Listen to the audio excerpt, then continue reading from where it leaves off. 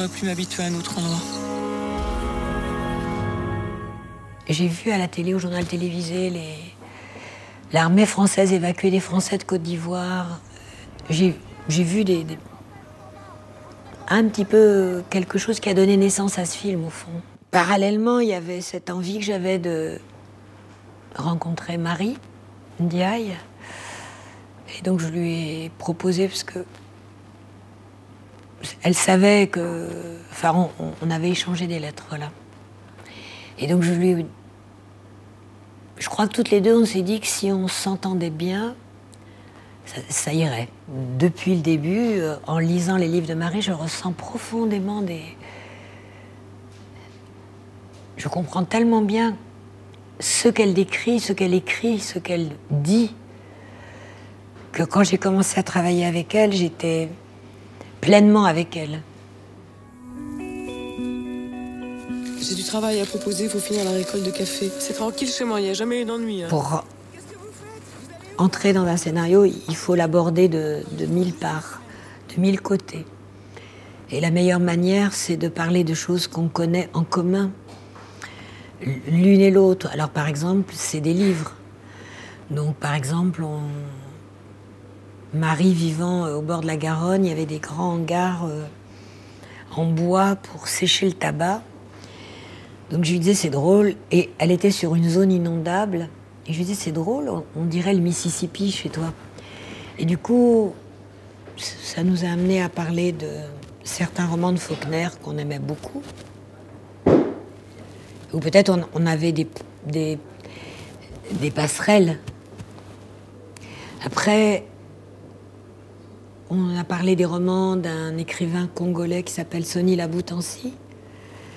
Et je crois que ça a créé d'autres passerelles. Mais cette histoire, on l'a trouvée dans l'écriture. On n'a pas besoin de documentation pour ça. C'est l'écriture qui fait naître les événements. Ah, tout d'un coup, c'est plus possible de rester ici? Ça devient trop dangereux? Tu comprends vraiment pas ce qui se passe? Bah si, je comprends que vous vous laissez intimider. Peut-être une chose qui est comme l'inverse de ce qu'on dit quand on parle ici des gens qui font intrusion parce que, comme ils ont la peau noire ou qui sont pas exactement comme le Gaulois basique, alors ils sont presque intrusifs de par leur physique. Donc peut-être on a essayé de renverser et de se dire que peut-être d'être blanc et de se sentir chez soi en Afrique, c'est intrusif aussi. Oui, bien sûr qu'il y a une notion de propriété de territoire, mais pour moi, c'était plutôt une notion de faciès, quoi. Qui on est parce qu'on est là, quoi.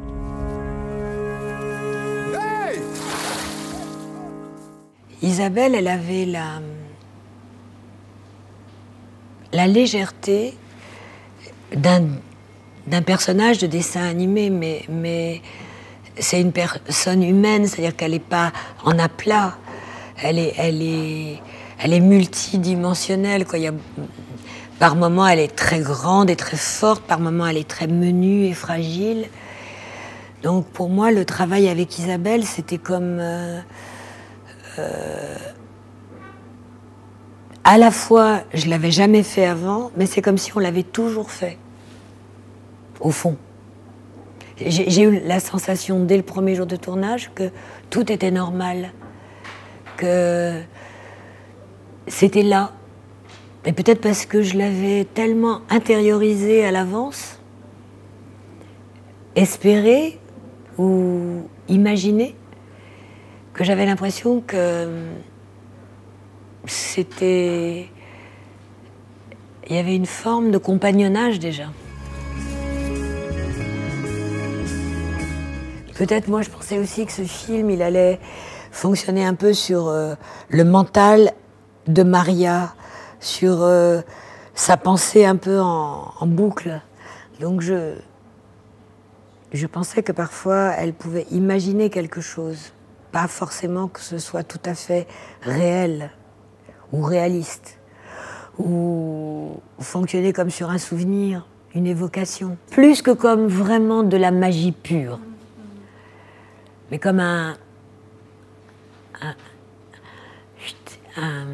quelque chose qui passe comme les chiens dans le paysage, quoi. Mais ça, je crois que c'est peut-être là où on était toutes les trois assez d'accord. Isabelle, elle aime cette idée de légèreté, d'apesanteur. Marie et moi, c'est là où on s'est retrouvés peut-être le mieux. L'extrême blondeur attire une forme de malheur. C'est quelque chose qu'on désire saccager.